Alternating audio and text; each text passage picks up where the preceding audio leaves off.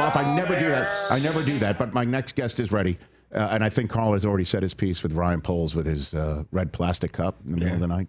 All right. I love college. Joining us on behalf of his go-to protein shake, Rockin Protein, is Pro Bowl tight end of the Arizona Cardinals, Trey McBride. How are you doing, Trey?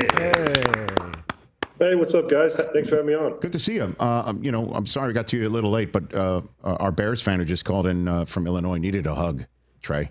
You know what I mean? Yeah, no, he was fired up. He definitely needed maybe more than a hug. But, that was good to hear for sure. How's the team feeling after that opening dub in New Orleans, Trey? Yeah, I mean, obviously to start the season 1-0, to get a win on the road is always a good thing. So team's feeling really good. Obviously, we didn't play as good as we'd want to. We didn't execute everything, so we've got a lot to clean up, but excited for another opportunity this week against the Panthers. So what is it about week one now? The passing game is last 3 years has been less than what it was in the previous 3 years in a week one. And I'm just wondering, is this still just the fact that not everybody's played a full game together in the world of less preseason action? Is that what we're witnessing, do you think? Yeah, I think that's a little bit of it. And obviously, week one's one of those things where you never really know what the defense is going to do. You don't, what you think they're going to do, they're probably not going to do. And for us, with the new head coach and Kellen Moore and things like that, we didn't really have a lot of film on what they were going to do. So it's hard to really guess what everyone's going to do week one. And then going week two, week three, you have a little bit of film and an idea of what a team's going to do so you can game plan a little bit better. I think that's also part of it. And then thrown into the mix, I'm doing NFL Network game day morning on Sunday, and we're hearing Kyler Murray's a little bit under the weather. And I'm wondering how that might have thrown anything off in week one. Yeah, I mean, obviously that's not you want your guy at 100%, and you don't want him feeling bad. That could definitely be a part of it as well. But he had enough to get us the win, and we were able to win. So hopefully he can rest up, heal up this week, and be ready to go next week for the Panthers. Yeah, and being 1-0, coming back home, got to feel good about all of that. Certainly, since everybody but the Seahawks in your division won in week one. What do you guys say in this now year three with Jonathan Ganon about your expectation? Playoffs? Do you openly talk about it deep in the playoffs? What do you guys talk about in Arizona? I don't think we openly talk about it, but we definitely know that what we expect of our team. And I think we're a playoff team. I think now we're in year three of Jonathan Gannon, him as the head coach, the system, the culture, everything that he's brought in. And I think it's go time now. Kyler's healthy. Everybody's healthy. We're coming in this year strong, ready to go. And I fully expect, us to make the playoffs and be able to make a run in the postseason. And what about you? When did you realize you can not only play this game at the professional level, but a very high level with an incredible efficiency and high catch rate, Trey? When did that hit you for the first time? I think it was just, building confidence. I always knew I was a good player. I knew what I was capable of, but really getting that opportunity and then just week in and week out, building confidence in myself and by the coaches, building confidence in me with the plays that they call. And honestly, me and Kyler having a great connection. So I feel very happy, feel very good here in Arizona. And, I think, I don't know when it really happened for me, but I think just week in and week out, just building that confidence in myself and knowing what I can do. Yeah, man. I mean, not to, when folks Google you, Trey McBride, let's just say like somebody like a host of a show to find out where your hometown is, because I like asking people about their hometowns. Greeley, Colorado, right? Is that where you were born? Greeley, yeah, Colorado? I was born in Greeley and then moved to Fort Morgan and really spent most of my life there in Fort Morgan. Very good. The first, there's in the Google, there's a section that says people also ask. For some reason, the first question that people also ask is, quote, is Trey McBride any good?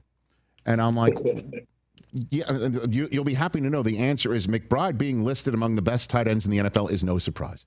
So do you feel like you're overlooked, Trey? Yeah, I think sometimes I definitely feel like that, but at the same time, it doesn't really matter. I know what I'm capable of. I know the kind of player that I can be and what I can do. And I think I just continue to put good things on tape and eventually, hopefully I'll be considered, a good player. Well, I let's put it this way. You're a terrific player. And obviously, you have an incredible way and a knack of getting open and catching and Unfortunately, in last year, just not getting in the end zone, catching one as much as you wanted. Although I must say, I was at the microphone for your first touchdown reception of the year, so maybe I need to be around you more. There it is. Yeah. But where can this offense go? How efficient do you think you guys can get here and start putting up massive numbers on that side of the football?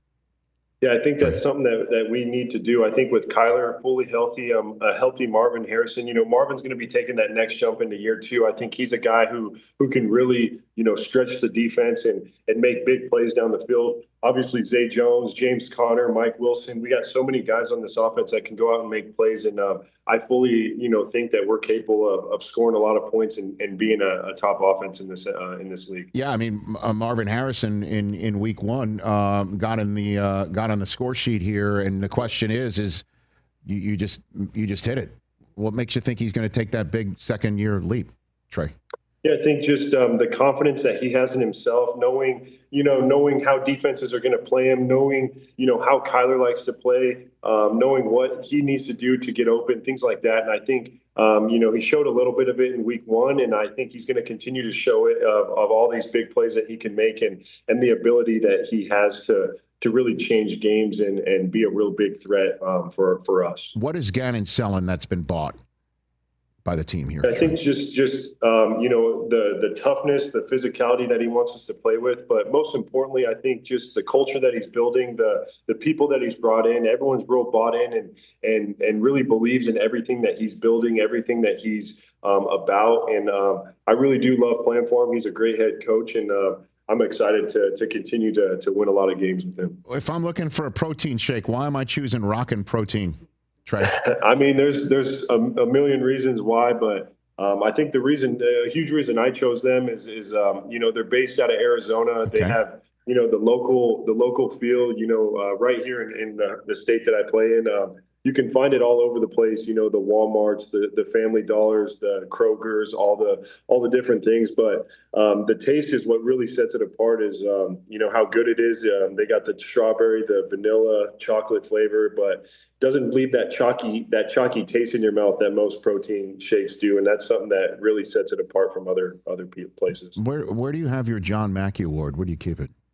That's funny you ask. I actually have it back home in Fort Morgan at my parents' house, and it's probably just collecting dust in the basement down there. So it's something I need to get out and put up in the house somewhere. That's a special trophy to me. Is that where they're propping their books up? Is that what you're saying? Like what are you talking about? What do you mean? It's just all down there. It's my probably in my bedroom down there in my basement, just collecting dust. And we need to get that out for sure. Your bedroom was in the basement, Trey? Not to get too personal. Yeah, I mean, here. back in Colorado, that's where that's how a lot of houses are. There's basements and things like that. So my bedroom was down in the basement. It was nice and cool down there. It was fun. So then what was your NFL dream while you were down there?